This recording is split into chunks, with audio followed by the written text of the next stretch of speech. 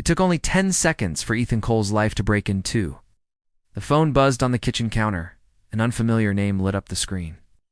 And the message preview read, "Last night was a mistake we both enjoyed." In that moment, Ethan didn't feel anger or pain. He felt something colder, sharper, and far more dangerous. He stood motionless in the quiet Chicago condo he'd shared with his wife for 7 years. The city traffic 30 floors below, sounding distant and unreal. The phone stopped vibrating and silence rushed back in. Ethan picked it up, not to snoop, not to scroll, but to confirm what his gut was already screaming. The sender's name was saved as Rachel Pilates. Ethan managed a faint smile. Laura hated Pilates. She had quit after just 3 classes. He placed the phone back exactly where it was and walked into the bathroom, splashing cold water on his face. When he looked in the mirror, the man staring back was calm, collected, unchanged. That scared him more than rage ever could. A few moments later, Laura came out of the bedroom, hair damp, humming softly. She kissed Ethan on the cheek, smelling of eucalyptus shampoo, and grabbed her phone without noticing his eyes tracking her every move. "Late meeting tonight," she said casually. "The client's freaking out again." Ethan nodded, kissed her back, and wished her luck. He watched her walk out the door, heels clicking confidently, the same heels she'd worn on their first date. After the door closed, Ethan didn't move for a very long time. Ethan worked in cybersecurity. His job was to identify weak points, predict human behavior, and understand how systems fail not through force, but through neglect, arrogance, and repetition. He was an expert in patterns. Once noticed, Laura's betrayal unfolded like a perfectly mapped security breach. The late nights, the unexplained cash withdrawals, the sudden obsession with the gym that never resulted in a single drop of sweat. But Ethan didn't confront her. Confrontation was messy, emotional, and inefficient. He didn't need apologies. He needed information. Over the next month, he became the version of himself Laura expected, distracted, loving in all the predictable ways. He cooked dinners, sent flowers to her office, and joked about vacations they'd never take. Laura relaxed into the illusion, her guilt dissolving as his suspicion remained completely invisible. Ow. Meanwhile, Ethan watched. He learned that Rachel was actually Ryan Mercer, a senior partner at Laura's marketing firm. He was married, well-connected, and reckless enough to believe his money made him untouchable. Ethan mapped out their schedules, their habits, their patterns. He knew which nights Laura stayed out late and which nights Ryan checked into hotels instead of going home. One night, while Laura slept soundly, Ethan sat in his home office and reviewed the shared cloud accounts they'd desynced years ago and forgotten about. He wasn't looking for messages. He found something much, much better. Expense reports, reimbursements, creative accounting buried under layers of corporate jargon. Ethan's pulse quickened not from jealousy, but from recognition. It was fraud, not massive, not obvious, but consistent. Ryan's signature was on approvals that didn't add up. Laura's login credentials were used to access files at odd hours. This wasn't just an affair. It was a corporate liability waiting to implode. Ethan didn't download anything. He didn't take screenshots. He left no digital fingerprints. He simply memorized and mapped out the entire scheme. He realized that true revenge wasn't about exposure. It was about timing. It was about letting people destroy themselves while they still believed they were in control. He began laying the groundwork in places Laura would never think to look.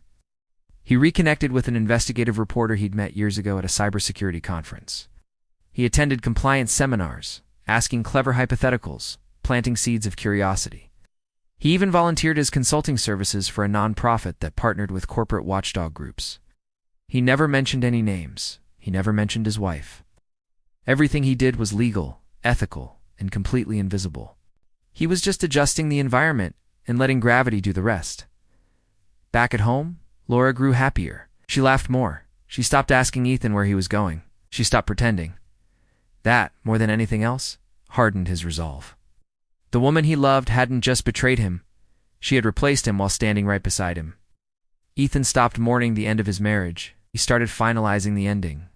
The night the trap finally closed, Laura told him she was traveling to New York for a big client pitch.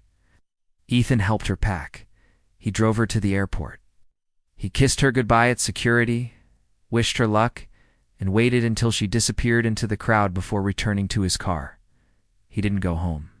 He went to a quiet coffee shop and opened his laptop, sent 3 emails from accounts that could never be traced back to him. One went to the firm's internal compliance department. One went to the SEC tip line. The last one went to the journalist, who was now armed with enough context to know exactly where to start digging. Ethan didn't exaggerate. He didn't accuse. He just presented facts and patterns. That was more than enough. Now, the fallout was slow, just as he had anticipated. 2 days later, Laura called him from New York, her voice tight and her words rushed. "There's an audit," she said. "Everyone's freaking out. They just pulled Ryan into a closed-door meeting." Ethan listened, offering calm and supportive words. He told her everything would be fine, and he meant it for himself. Over the next few weeks, Ryan was placed on administrative leave. Laura's access was restricted. Whispers turned into meetings. Meetings turned into subpoenas. Soon, news outlets picked up the story once regulators confirmed the investigation. Laura stopped sleeping. She jumped at every notification. She started drinking wine before noon. Ethan watched it all with the detached focus of a surgeon, and she finally broke down and confessed the affair. It wasn't dramatic. It was just tired. She cried into his shoulder, apologized, and blamed stress, temptation, everything but herself.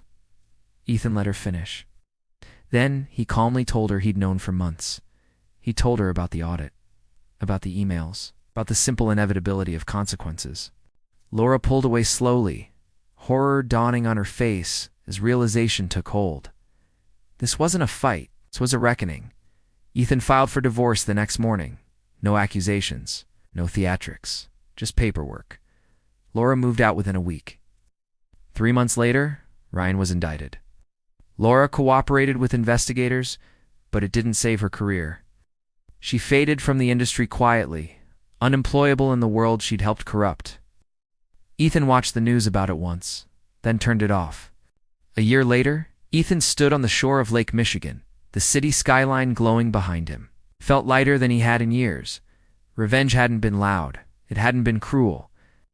It had been precise. 10 seconds had changed his life, but patience had reclaimed it.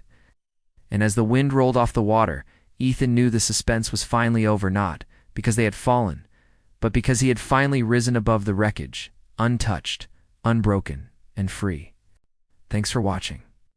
If you enjoyed this story, don't forget to like, subscribe, and hit that notification bell for more.